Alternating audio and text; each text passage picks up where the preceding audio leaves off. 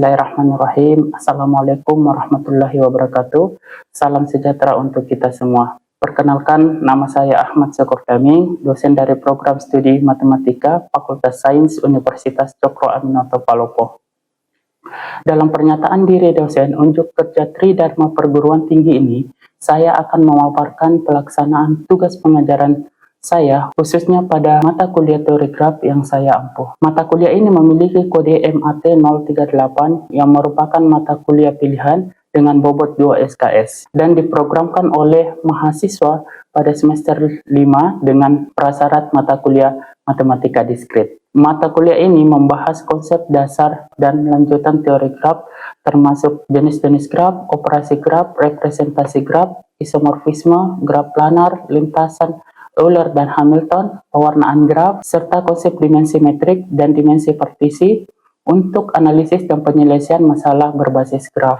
Adapun capaian pembelajaran mata kuliah atau CPMK yang dibebankan pada mata kuliah ini adalah CPMK yang pertama, yaitu menunjukkan sikap bertanggung jawab atas pekerjaan sesuai dengan bidang keahliannya secara mandiri. CPMK yang kedua, yaitu menguasai konsep teoritis matematika meliputi logika matematika, matematika diskrit, aljabar, analisis, dan geometri. CPMK yang ketiga yaitu mampu menerapkan pemikiran logis, kritis, sistematis, dan inovatif dalam bentuk pengembangan dan implementasi ilmu pengetahuan dan teknologi yang memperhatikan dan menerapkan nilai humaniora yang sesuai dengan bidang keahliannya. CPMK yang keempat yaitu mampu mengembangkan pemikiran kritis yang diawali dari pemahaman prosedural atau komputasi hingga pemahaman yang luas meliputi eksplorasi, penalaran logis, generalisasi, abstraksi, dan bukti formal. Sedangkan sub CPMK yang diharapkan setelah mengikuti perkuliahan ini adalah yang pertama, yaitu mahasiswa mampu menjelaskan sejarah definisi jenis-jenis graf dan terminologi dasar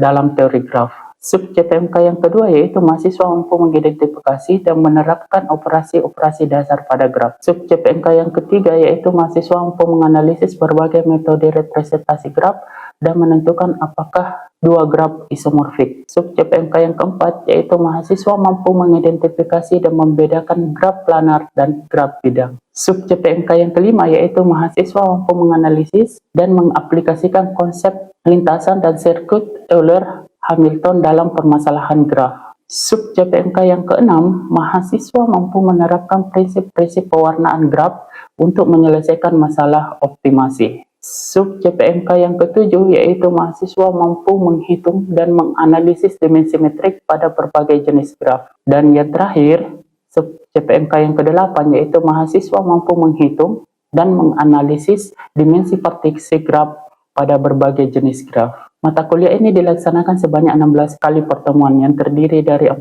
kali pertemuan efektif atau materi, 1 kali ujian tengah semester pada pertemuan ke-8 dan 1 kali ujian akhir semester pada pertemuan ke-16. Adapun materi pembahasan dalam mata kuliah teori graf meliputi pada pertemuan pertama membahas tentang konsep-konsep dasar teori graf, meliputi sejarah graf, definisi graf, dan jenis-jenis graf. Dilanjutkan pada pertemuan kedua membahas tentang terminologi dasar seperti ketetanggaan, bersisian, sisi, titik, lintasan, sirkuit, terhubung, dan lain-lain. Pertemuan 3 dan keempat membahas tentang operasi-operasi dasar pada graf. Pertemuan kelima dan keenam membahas tentang representasi graf dan graf isomorfik.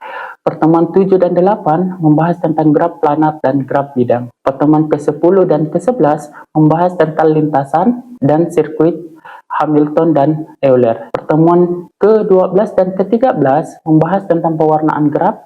Pertemuan ke-14 membahas tentang dimensi metrik graf. Dan pertemuan ke-15 membahas tentang dimensi partisi graf. Di dalam pelaksanaan mata kuliah yang saya ampuh ini, sistem pembelajaran yang dilakukan tatap muka langsung di kelas. Untuk metode pembelajaran yang dilakukan menggunakan ceramah, diskusi, dan tanya jawab selama perkuliahan berlangsung, di mana mahasiswa diberi ruang untuk menyampaikan pertanyaan dan menyampaikan pendapat serta mahasiswa diberi kesempatan mengerjakan hasil pekerjaannya di papan tulis atau di depan kelas. Selanjutnya adalah komponen penilaian yang terdiri dari kehadiran dengan bobot 30%, tugas dan kuis dengan bobot 30%, ujian tengah semester dengan bobot 20%, dan ujian akhir semester dengan bobot 20%. Di awal perkuliahan, saya selalu menyampaikan kontrak perkuliahan yang meliputi ketentuan umum serta komposisi penilaian yang disepakati bersama mahasiswa. Referensi yang digunakan dalam mata kuliah ini yaitu referensi utama ada 3 buku, yaitu buku dari Alan Bickel yang berjudul Fundamental of Theory Graph yang terbit pada tahun 2020. Yang kedua, buku dari Rosen yang berjudul Discrete Mathematics in Application, edition yang terbit pada tahun 2019.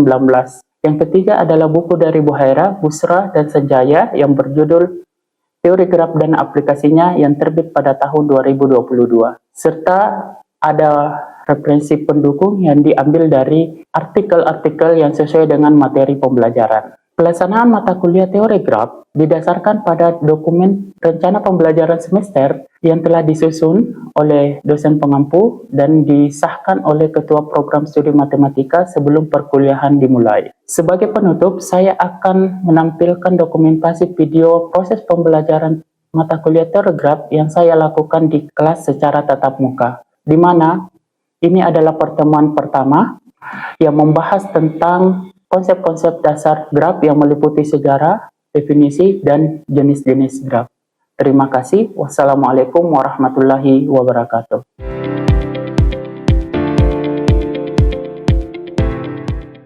Assalamualaikum warahmatullahi wabarakatuh. Selamat pagi. Ya, salam sejahtera untuk kita semua. Bagaimana kabarnya hari ini? Sehat ya? Ya, sekarang kita sudah di semester 5. Nah, salah satu mata kuliah di program di semester 5 itu adalah mata kuliah teori graf yang sekarang kita akan pelajari. Sekarang kita di pertemuan pertama ya untuk mata kuliah teori graf. Mata kuliah ini diberi bobot 2 SKS dengan kode mata kuliah MAT 038. Nah, untuk sub CPMK atau kemampuan akhir yang diharapkan setelah mempelajari mata kuliah ini, itu ada 8 sub CPMK. Yang pertama itu, mahasiswa mampu menjelaskan sejarah, definisi, jenis-jenis graf, dan terminologi dasar dalam teori graf. Sub CPMK yang kedua, yaitu mahasiswa mampu mengidentifikasi dan menerapkan operasi-operasi dasar pada graf. Terakhir, sub CPMK 8, mahasiswa mampu menghitung dan menganalisis dimensi partisi pada berbagai jenis graf. Adapun referensi yang kita gunakan, nah kita bagi aja di 2, ada referensi utama, yaitu kita ambil dari buku. Nah, di sini ada 3 buku yang akan digunakan sebagai referensi utama, yaitu Fundamental of Graph Theory. Ini ditulis oleh Alan Bickel pada tahun 2020 yang ini. Terus yang kedua itu ada Discrete Mathematics and its Application. Ini ditulis oleh Kenneth Rosen pada tahun 2019. Dan yang ketiga, kita menggunakan referensi dari Buhaira dan kawan-kawan itu pada tahun 2022. Jadi ini sebagai rujukan utama kita dalam mata kuliah ini. Nah, untuk penilaian sama dengan mata kuliah lain yang berlaku di universitas kita, itu ada 4 penilaian ya. Seperti yang lalu, ada kehadiran, ada tugas, kuis, ada UTS, ada UAS. Untuk kehadiran itu bobotnya sama sebelum-sebelumnya 30% untuk kehadiran dan 30% untuk tugas. Nah, untuk UTS dan UAS itu masing-masing bobotnya 20%. Jadi itu untuk penilaian kita. Selanjutnya, hal-hal yang perlu diperhatikan dalam mengikuti mata kuliah ini seperti biasa, kita ikuti sesuai jadwal. Nah, jadwal perkuliahan yang sudah dijadwalkan itu pada setiap hari Senin jam 9.10 sampai jam 10.30. Kalau ikut kuliah seperti biasa harus berpakaian sopan ya, rapi. Terus wajib mengumpulkan tugas dan wajib mengikuti UTS dan UAS. Itulah tadi hal-hal yang perlu diperhatikan dalam mengikuti perkuliahan ini. Selanjutnya kita akan memasuki materi pertama untuk mata kuliah ini. Kita masuk di materi pertama, di mana kemampuan yang ingin dicapai, yaitu sub CPMK 1, yaitu mahasiswa mampu menjelaskan sejarah, definisi, dan jenis-jenis graf, dan terminologi dasar dalam teori graf. Kita membahas materi tentang sejarah graf, definisinya apa, dan apa-apa saja jenis graf. Kita masuk ke materi yang pertama, yaitu sejarah graf. Graf ini pertama kali diperkenalkan oleh Leonhard Euler. Dia seorang matematikawan dari Swiss. Nah, awal mulanya itu di Swiss itu ada yang disebut dengan masalah jembatan Koningsberg di Sungai Pegel. Di situ ada, nah ini dia. Nah, di situ ada daerah, ada Sungai Pegel. Di situ ada ini sungainya. Terus ada jembatan sebanyak 7. Ada 1, 2, 3, 4, 5, 6, 7. Ini adalah daerah-daerah yang dipisahkan oleh sungai. Ya, paham ya? Ya, ini daerah yang dipisahkan oleh sungai. Nah, di setiap daerah dihubungkan oleh jembatan. Di sini ada teka-teki, ada permasalahan. Pertanyaannya yaitu, apakah kita bisa melewati ke-7 jembatan ini? Misalnya kita mulai dari satu daerah, sini misalnya, kita melalui semua jembatan tepat 1 kali saja. Kira-kira bisa tidak? Itulah permasalahan yang ingin dipecahkan oleh Euler tadi, Leonhard Euler. Jadi dia merubah untuk daerah, dia ubah menjadi sebuah titik atau simpul. Jadi misalnya ini daerah C, ini daerah A, ini daerah B, ini daerah D. Jadi ada 4 daerah ya, ada 4 ya. 1, 2, 3, 4. Kemudian jembatan itu sebagai sisi. Jadi dia buat daerah itu yang dipisahkan oleh sungai, dia ubah menjadi titik atau simpul. Kemudian jembatan dia ubah menjadi sisi. Nah, sehingga dari misalnya ini daerah C, ini adalah jembatannya, dihubungkan lewat sini. Sini. Jadi ini untuk jembatan, kan di sini ada 2 jembatan ya. Sini ada 2 jembatan, jadi sini juga ada 2 sisi yang menghubungkan. Begitupun juga di sini. Di sini ada jembatan, jadi C itu bisa dihubungkan ke D. Dari sini C, di sini ada jembatannya yang ini. Kemudian D itu dihubungkan ke B. Paham sampai sini ya? Dari sini diambil, kira-kira dirubah ke dalam bentuk seperti ini. Ya, jadi tadi diambil, jadi ini adalah simpul C, simpul A, simpul B, atau mewakili daerah C, daerah A, daerah B, dan daerah D. Jadi dia ubah setelah begini, kira-kira bisa tidak kita bisa melalui 1 kali sisinya? Misalnya kalian mau start dari mana? Dari C atau dari A? Dari A. Berarti kalau sini dari tengah ya. Berarti kita ke sini, ke bawah. Bisa ke bawah ya. Ini 1 kali. Ya. Terus misalnya kita buat gini. Ini 1 kali ke bawah. Terus kemana?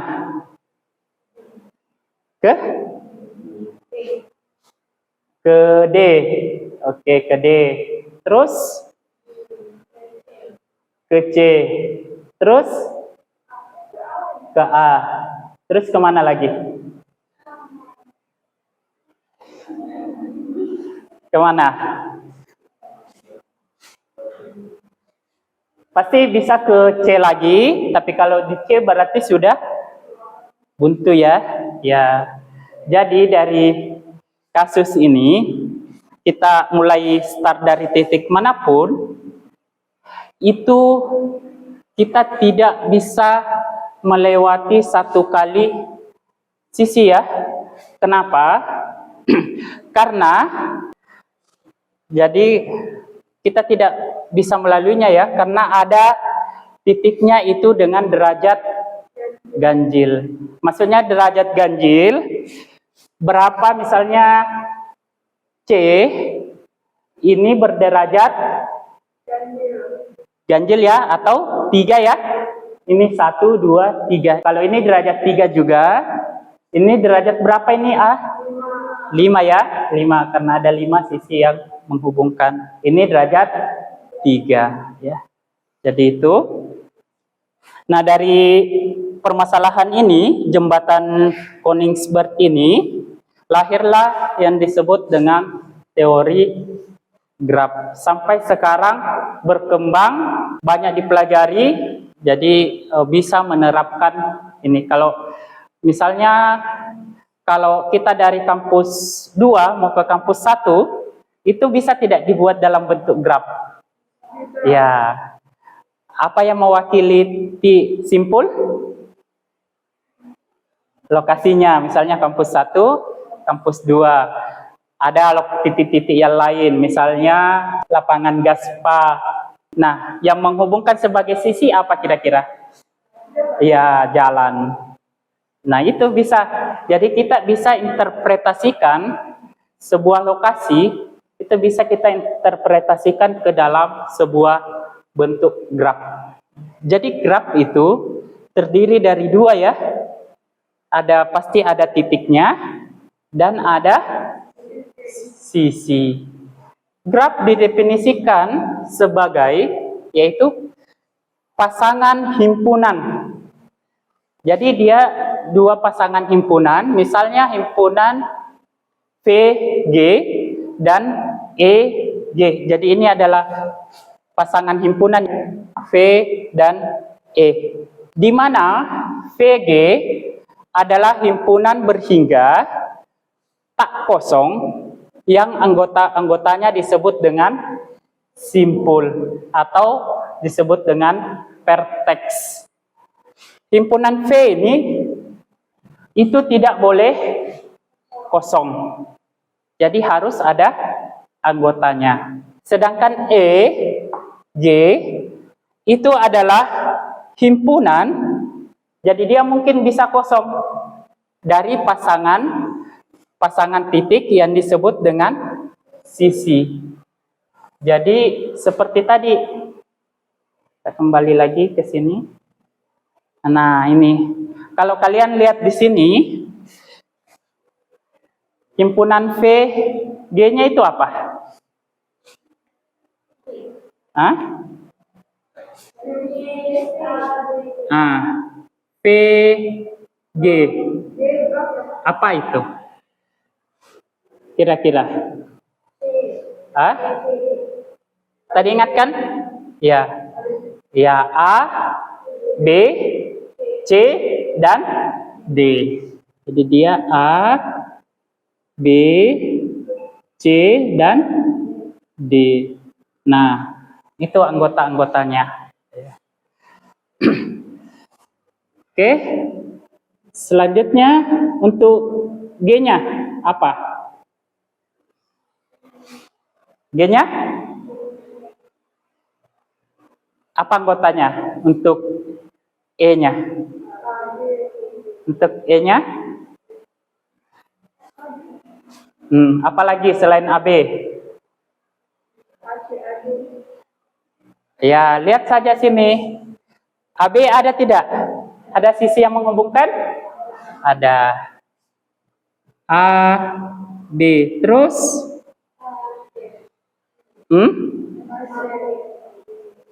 A, C. Terus? A, D. Apa lagi? Hah? BA? Ya. Kenapa ini? Ada AB, ada BA? Ya, karena di sini ada dua sisi ya. Dua sisi. Kalau satu ya cukup satu. Selanjutnya masih ada? CA ada? Ya. Sama ya, CA. Terus masih ada? BD. Apalagi? Masih ada? Apa? CD. CD. Masih ada? Tidak ada lagi ya? Berarti ini adalah himpunan sisinya. Ada AB, AC, AD, BA, CA, BD, dan CD. Ya. Oke. Untuk contoh yang lain, coba gambarkan bentuk graf dari ini. Nah. Iya, betul ya? Ya, ini untuk nomor 1 ya. Oke, nomor 2 lagi. Ini saja. Ya, titiknya ada 5 ya. Ya, mana 1, 2? 1, 2. Terus 2, 3. Ada ya? 2, 3 mana? Ya, 2, 3. 3, 4. Ada, sudah ada. 3, 4 mana? Ini perhatikan ini. 1, 2. 2, 3. 3, 4. Ya, 4, 5. 5, 1. Ya, tarik garis ke 5, 1. Ya. Terus 1, 3. Sudah ada? Oke. Sudah bagaimana? Ada yang perlu diperbaiki? Mana? Boleh. Boleh juga gini. Boleh juga mau gini. Boleh. Kira-kira ada tidak mau diperbaiki di sini? Yang mana? Coba bedanya bagaimana? Sini-sini saja. Gambar grafnya boleh beda ya, tidak ada masalah. Ya. Oke.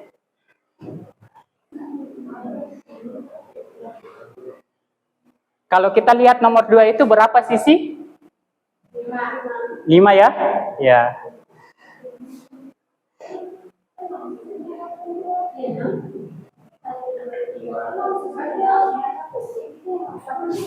Lima tahu kita cocokkan 1, 2 ada? Ada ya? 2, 3 ada? 3, 4 ada? 4, 5 oke? 5, 1 dan 1, 3. Oke, bisa ya? Ya. Tuh, nah itu tadi, jadi sudah bisa gambar graf dari titik dan sisi. Oke. Nah, kita masuk ke jenis-jenis graf. Ada beberapa jenis-jenis graf. Yang pertama itu ada graf sederhana atau simple graf. Graf ini tidak mengandung gelang maupun sisi ganda. Nah, dinamakan graf sederhana. Nah, ini contoh Ini disebut dengan sisi ganda. Jadi dia dua sisi, itu disebut dengan sisi ganda. Nah, kalau gelang atau loop, dia sisi ya yang dimulai dari satu sisi berakhir di titik yang sama. Selanjutnya itu ada graf tak sederhana. Ya, contohnya seperti ini. Graf yang memiliki sisi ganda atau dia memiliki gelang atau loop. Nah, ini untuk tugas kelompok di sini, kelompok 1 dan kelompok 2. Carilah peta Kota Palopo. Berdasarkan peta tersebut, buatlah dalam bentuk graf di mana kecamatannya itu sebagai himpunan simpul dan batas setiap kecamatan sebagai sisi. Ya, coba cari dulu petanya. Jadi dari peta itu kita akan rubah menjadi bentuk graf. Tulis ya, warna ini di sini. Iya, tulis supaya kita tahu sisinya. Ya, tulis dulu 9 kecamatan. Sudah? Ya, coba jelaskan dulu. Warak Barat. Ya. Ya. Ya. Ya. Jadi dia berbatasan dengan berapa kecamatan? Ya, 5 kecamatan. Terus? Ya. Oke. Terus barat berbatasan dengan 3 kecamatan, kedua barat dengan barat barat. Oke. Kemudian barat utara berbatasan dengan 4 kecamatan barat, barat timur dengan barat. Ya. Kemudian barat timur berbatasan dengan 3 kecamatan barat utara, barat dengan barat selatan. Ya. Barat berbatasan dengan 5 kecamatan, Mengkajang, barat barat, barat utara, barat timur dengan barat selatan. Oke. Kemudian barat selatan berbatasan dengan 3 kecamatan, Sendana, barat dengan barat timur. Terus Sendana berbatasan dengan 2 kecamatan, Mengkajang dengan barat selatan, dan Mengkajang berbatasan dengan 3 kecamatan, barat barat, barat dengan Sendana. Oke. Masih ada yang kurang? Saya Iya, di mana? yang bagian Mengkajang ke nama barat selatan. Iya. Satu sisi ya. Ya. Jadi itu masih ada kira-kira? Masih ada yang kurang? Sudah lengkap? Ya, lengkap ya. Oke, terima kasih. Oke, baik. Kita masuk di akhir materi. Oh, ada tugas mandiri. Ya, membuat ringkasan dari materi yang sudah dipelajari hari ini. Oke, lanjut lagi pertemuan di minggu depan dengan pembahasan tentang terminologi dari graf. Saya kira itu materi untuk hari ini ya, kita akhiri. Terima kasih atas kehadirannya. Kita berjumpa lagi minggu depan. Saya akhiri dengan ucapan wabillahi taufiq wal hidayah. Wassalamualaikum warahmatullahi wabarakatuh.